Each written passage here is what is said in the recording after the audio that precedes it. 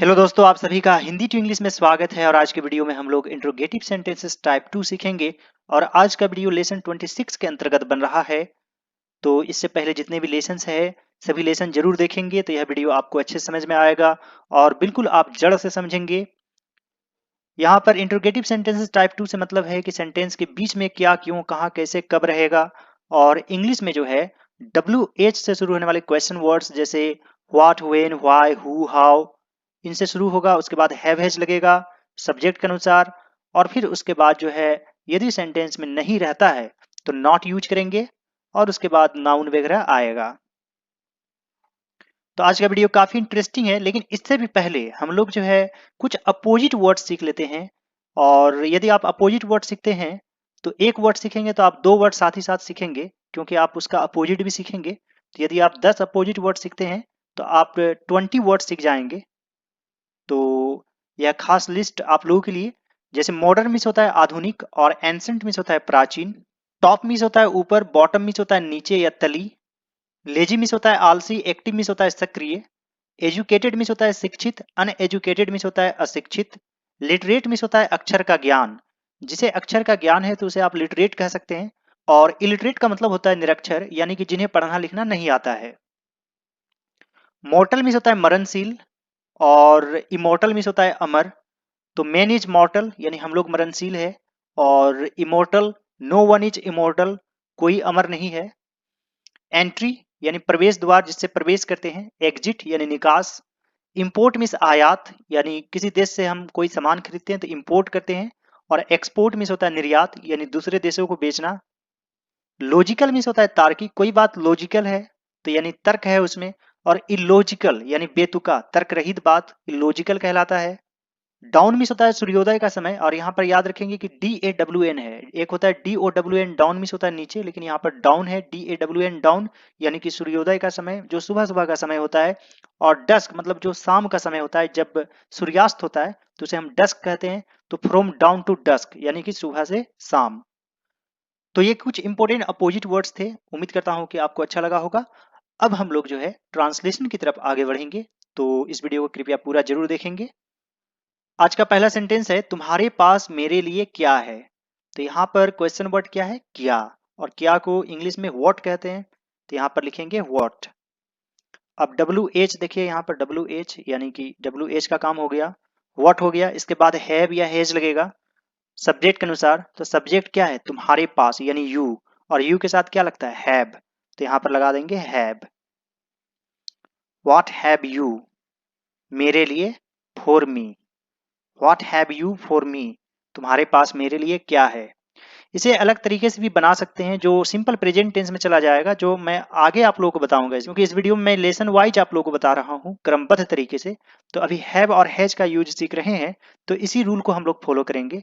वैसे आप इसे इस तरीके से भी बना सकते हैं, what do you have, what do you have for me, what do you have for me, तुम्हारे पास मेरे लिए क्या है। इस तरह से भी बन सकता है।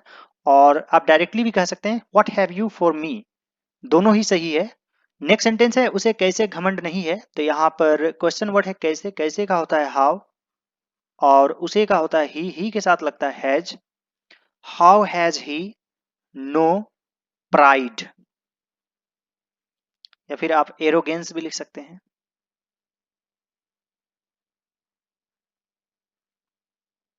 How has he no arrogance.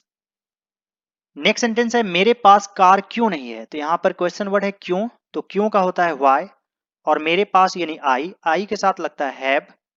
Why have I not a car.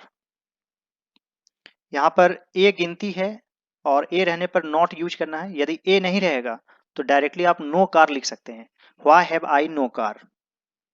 Next sentence है उन लोगों के पास इतना धन कैसे है। तो यहाँ पर कैसे है, कैसे का हाउ होता है, और उन लोगों के पास यानी दे के साथ लगता है have. How have they so much money, how have they so much money, उन लोगों के पास इतना धन कैसे है। नेक्स्ट सेंटेंस है भारत को आजादी कैसे नहीं है। तो यहाँ पर कैसे है, कैसे का हाउ होता है। इंडिया एक कंट्री है तो हैज यूज होगा क्योंकि सिंगुलर नंबर है। How has India no freedom.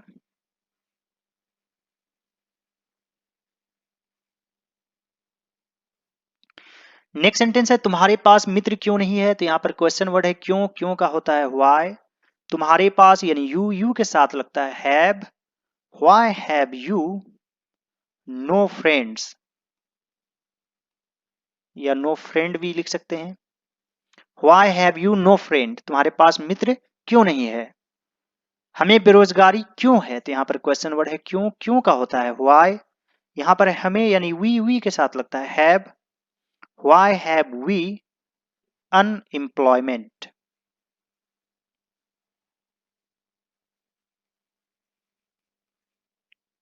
Next sentence है तुम्हारे पास मेरे लिए कब समय है। यहाँ पर क्वेश्चन वर्ड है कब। कब का होता है व्हेन। और तुम्हारे पास यानी यू के साथ लगता है have. When have you time for me, मेरे लिए। नेक्स्ट सेंटेंस है मुझे शांति क्यों नहीं है, तो यहां पर क्यों है। क्यों का होता है व्हाई। इसके बाद मुझे यानी आई के साथ लगता है have. Why have I no peace. और आज का आखिरी सेंटेंस है तुम्हारे भाई को संतुष्टि क्यों नहीं है, तो यहाँ पर क्वेश्चन वर्ड है क्यों। क्यों का हो जाएगा व्हाई। तुम्हारे भाई यानी एक भाई इसलिए लग जाएगा has. Why has your brother, why has your brother no satisfaction.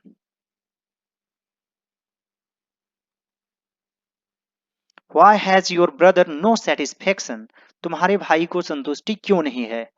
उम्मीद करता हूं दोस्तों कि आज का वीडियो आप लोगों को अच्छा लगा होगा और आप लोगों को समझ में भी आ गया होगा।